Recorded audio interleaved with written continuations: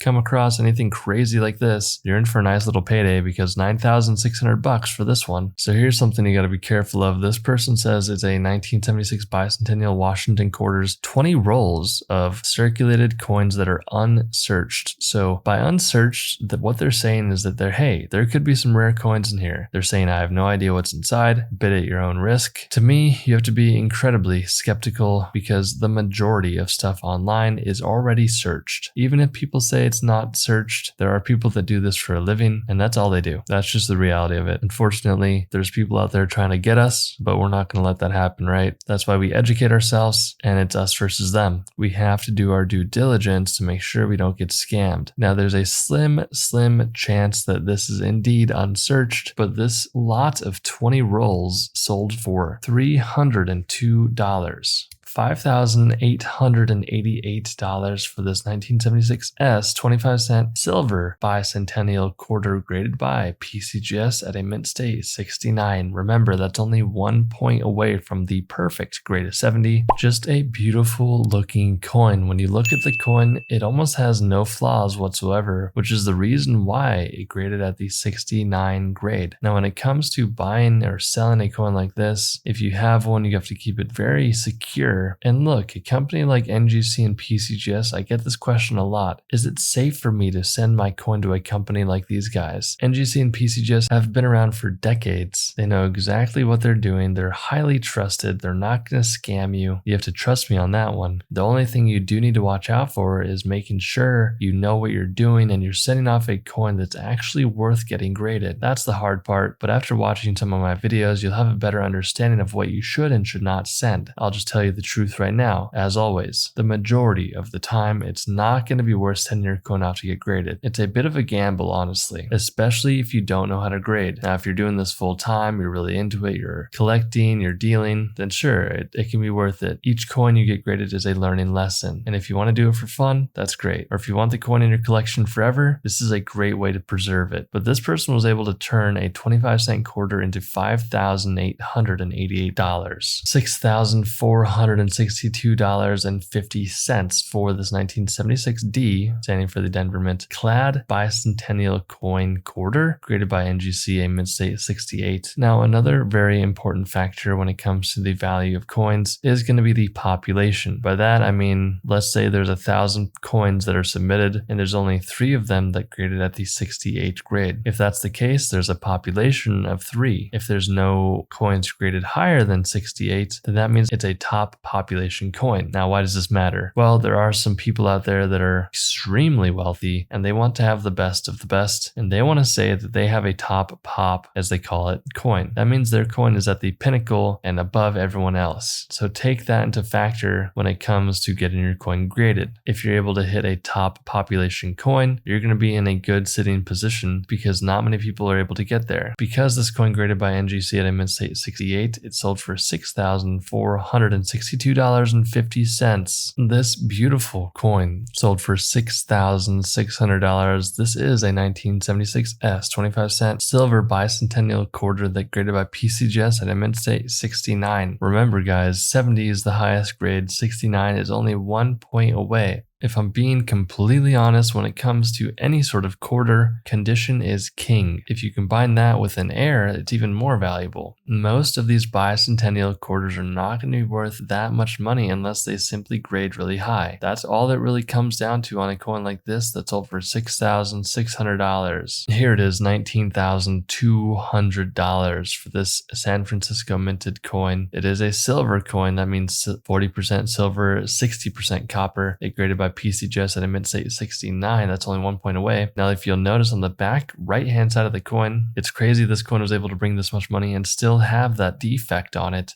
To me, what it looks like is a bit of metal that reacted, causing it to have the stain. Or sometimes what chemists will do is they'll put some sort of chemical on the coin to make the coin look really good. And then years down the line, that chemical will wear off and something like this will appear. I don't think that's the case here. Either way, it graded so highly and it sold for $19,200. $1,740 for this Denver minted coin. Now you can see it's a Denver minted coin because of that D mint mark at the bottom right hand side of the coin. This one graded by NGC at a mint state 68. Now it does have some orange toning on the coin. It almost looks gold. This can be desirable for certain people that like a coin that looks like this. What you need to know is that this coin graded pretty high at the 68 grade and it sold for $1,740. This one got the perfect grade of 70, guys. It is a 1976S proof coin. Now proof coins do not always bring more money than normally issued coins.